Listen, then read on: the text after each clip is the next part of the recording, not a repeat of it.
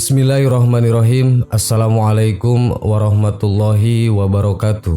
Sahabat yang beriman, Rasulullah Shallallahu Alaihi Wasallam pernah mengisahkan tentang seorang hamba yang dosa-dosanya tercatat oleh para malaikat sebanyak 99 catatan. Dan setiap satu catatan dosanya sejauh mata memandang. Rasanya sebanyak apapun amal, mustahil bisa menebus semua dosanya. Al-Kisah, pada saat di akhirat seorang hamba yang banyak dosanya tersebut ditunjukkan semua catatan amal perbuatannya oleh Allah Subhanahu wa Ta'ala.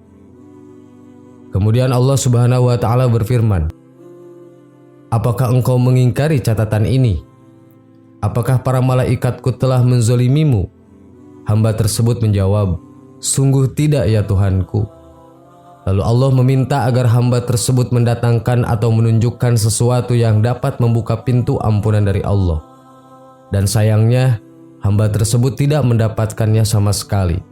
Dan hamba tersebut pasrah akan apapun yang akan menimpa dirinya. Dalam keadaan demikian, Allah berfirman, "Hari ini tidak ada kezaliman sedikit pun kepadamu dan sesungguhnya engkau memiliki kebaikan di sisi kami." Yang kemudian maka dikeluarkanlah catatan kecil di hadapannya dan berisi kesaksiannya atas keesaan Allah dan kerasulan Nabi Muhammad SAW. Kemudian Allah kembali berfirman, "Sekarang datangkanlah timbanganmu." Dan ditimbanglah 99 catatan tersebut dengan catatan kecil yang dimiliki hamba tersebut. Melihat demikian dan dengan perasaan pesimis, hamba tersebut bertanya kepada Allah Subhanahu wa Ta'ala, "Ya Tuhanku, apa artinya catatan kecil ini dibanding dengan catatan sebanyak ini?" Setelah ditimbang catatan baik yang hanya sekecil sobekan kertas dengan amal buruk yang amat terbanyak itu hasilnya sangat mengejutkan. Bagaimana tidak, saat catatan kecil itu diletakkan di ujung timbangan dan 99 catatan diletakkan di ujung timbangan satunya, catatan yang banyak dosa justru mengambang. Sedangkan catatan yang teramat kecil itu justru lebih berat. Maka benarlah, tidak ada yang mengalahkan beratnya asma Allah dan begitulah Rasulullah mengisahkan. Perlu diketahui perihal timbangan amal ini Allah Subhanahu wa Ta'ala telah berfirman dalam Quran surat Al-Mu'minun ayat 102 dan 103. Barang siapa yang berat timbangan atau kebaikannya, mereka itulah orang-orang yang beruntung. Dan barang siapa yang ringan timbangan atau kebaikannya, maka mereka itulah orang-orang yang merugikan dirinya sendiri. Mereka juga kekal dalam neraka jahanam.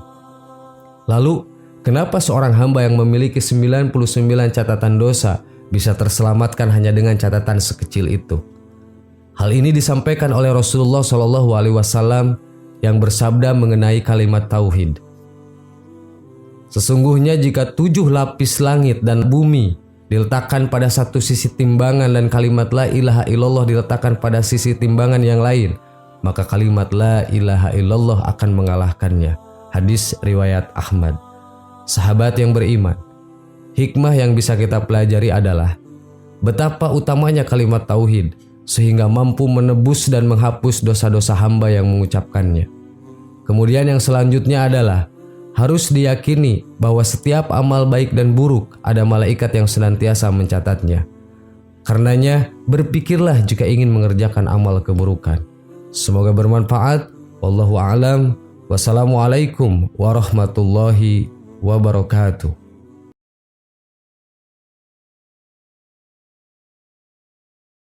Bismillahirrahmanirrahim. Assalamualaikum warahmatullahi wabarakatuh. Sahabat yang beriman, neraka disiapkan untuk orang-orang yang membangkang kepada Allah Subhanahu wa Ta'ala. Di dalam neraka tersebut banyak kengerian dan siksaan yang telah Allah Subhanahu wa Ta'ala siapkan untuk orang-orang yang durhaka. Dengan begitu, tentunya orang-orang yang dimasukkan ke neraka itu adalah orang-orang yang amal buruknya lebih banyak daripada amal baiknya. Namun ada kisah tentang orang yang tidak jadi masuk neraka hanya karena secari kertas. Dari sahabat yang bernama Ka'ab radhiyallahu anhu, beliau bercerita, ketika hari kiamat telah ditegakkan, Nabi Adam alaihissalam melihat seseorang dari umat Nabi Muhammad SAW diseret menuju neraka. Kemudian Nabi Adam segera memanggil Rasulullah SAW. "Wahai Muhammad."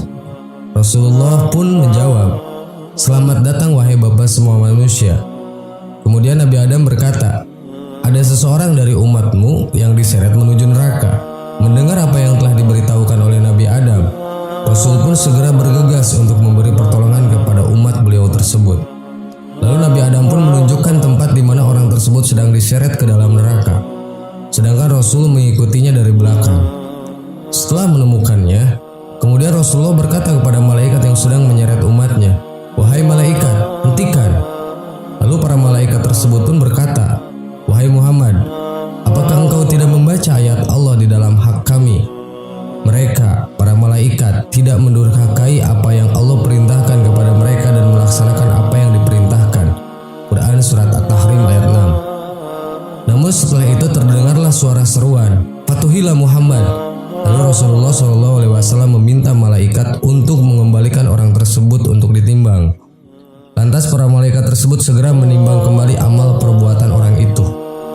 Dan ternyata seperti hasil timbangan yang pertama, di mana amal buruk orang itu lebih berat daripada amal baiknya.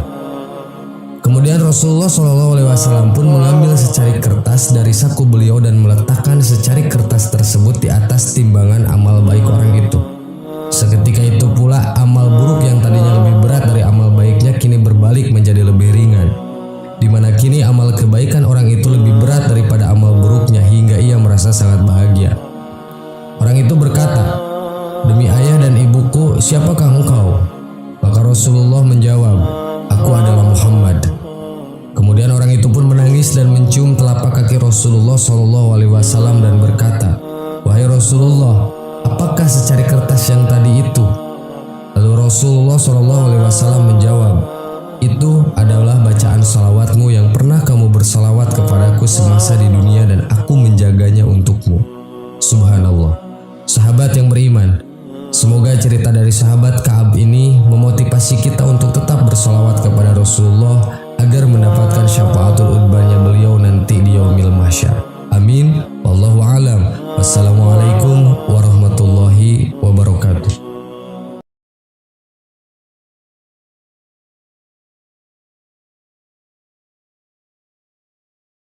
Subhanallah